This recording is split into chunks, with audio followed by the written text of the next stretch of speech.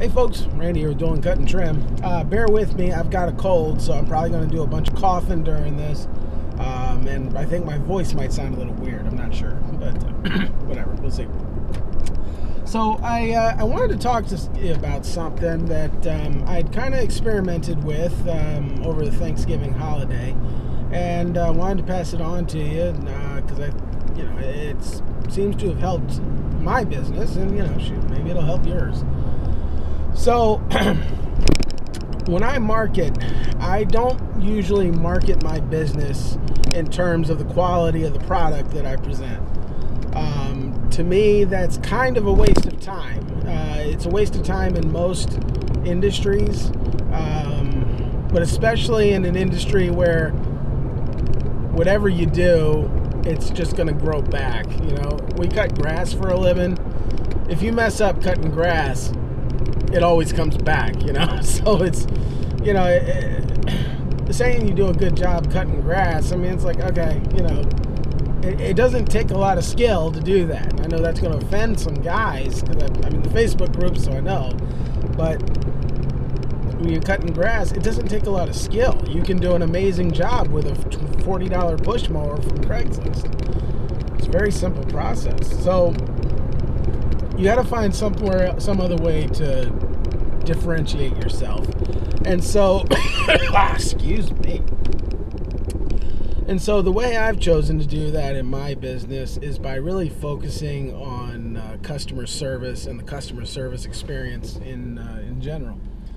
And then trying to give the customer an opportunity to kind of go on the journey with me. In my marketing materials, I've made it really clear that, our values are God, family, nature, in that order. And people notice nature, the grass cutting part, quote unquote, is third on that list. That God comes first, family comes second, and then nature comes third.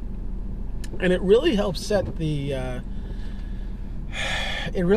of set the expectation that my customers have of the business. It's not as frequent as it had been in the past, but frequently enough, I've had to go to the hospital with my son and not been able to work on a particular day, and because my customers are aware of the fact that family comes before the business, I never catch any flack for canceling that day's work, ever.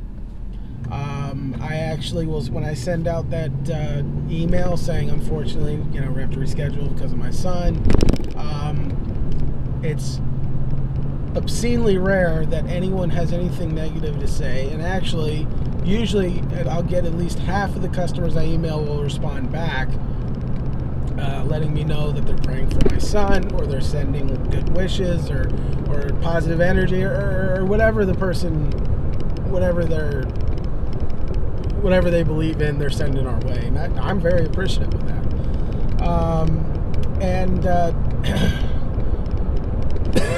Actually, I'm getting off topic. I don't even remember what I'm talking about now, so I'll just keep talking, and maybe we'll figure it out, and it'll turn into a coaching video.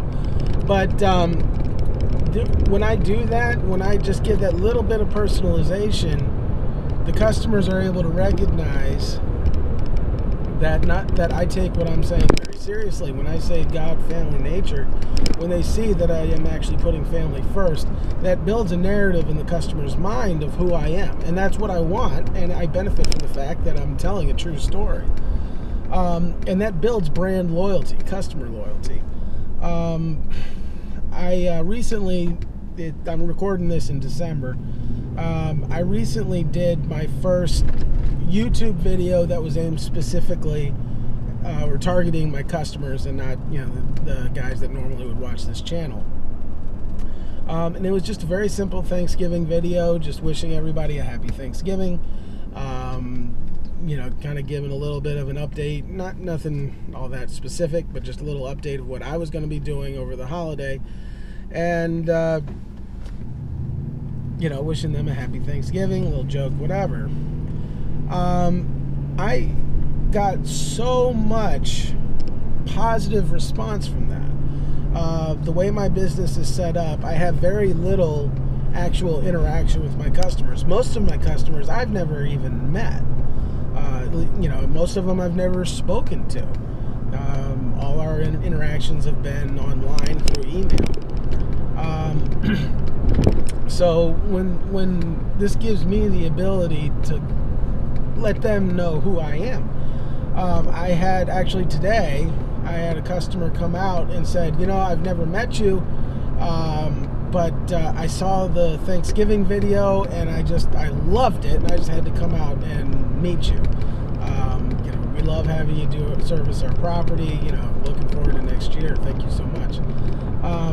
And I've gotten several. That was the only one I've gotten in person, but I've gotten several responses from customers like that, and that builds brand loyalty, and it also gives you more wiggle room, because it gives people it allows people to give you the benefit of a doubt. So a lot of times in our industry, you mess something up, and I guess this is across industries.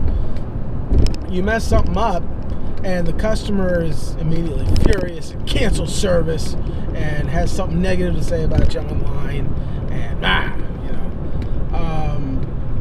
But when you've built that relationship with them and they know who you are and that you're a good person, that you're an honest person, they're much more likely to give you the benefit of a doubt, and instead of coming at you in anger, contacting you and saying, hey, this thing happened, is there something we can do to fix it? And, obviously you respond appropriately to that, but you responding in a positive manner to those types of situations gives you an opportunity for the customer to build even more brand loyalty. There's a guy, Gary Vaynerchuk, said something that I thought didn't understand at first, but I do now, and I agree with him. He said, when you should be happy when things go wrong in your business, because that gives you an opportunity to show your customer your dedication to the customer service experience. And I really think that's true. The customers that sing my praises the most are the customers that have had things go wrong. Excuse me. By responding to things, by building that relationship and then responding appropriately when things go wrong, that builds brand loyalty. I have one customer who is responsible for tens of thousands of dollars in business that I've done.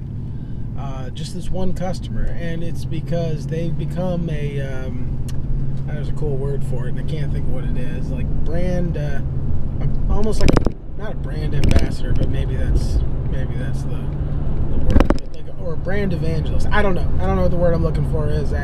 Maybe I'll do a little thingy down here.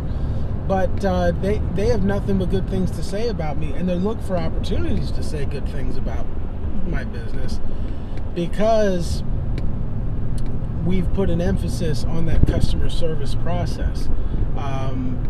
That's what I spend most of the holidays, or the winter months, figuring out how to make better.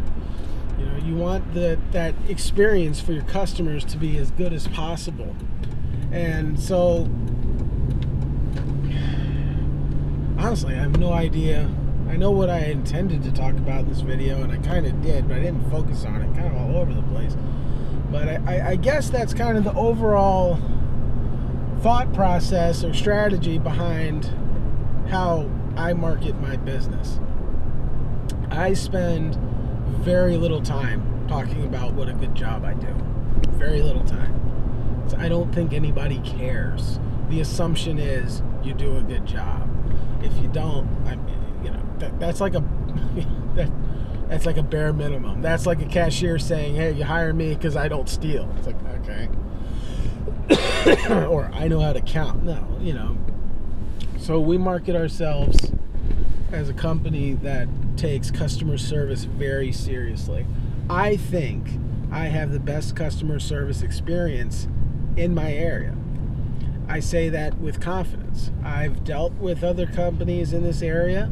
I've dealt with a lot of companies, not just in lawn care, but in construction and other fields.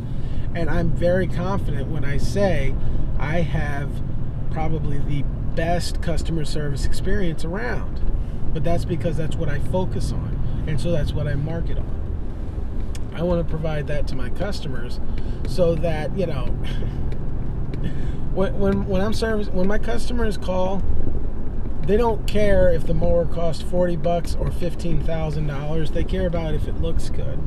And if they're calling me, I want them to have the best possible interaction with our company. You know, the customer doesn't interact. The customer doesn't really benefit from the tools that we use, or at least, I mean, they do, but it's not something that they see.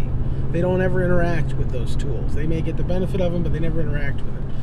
You really got to take the time, well, at least we do, to really focus on the parts of your business that your customer interacts with.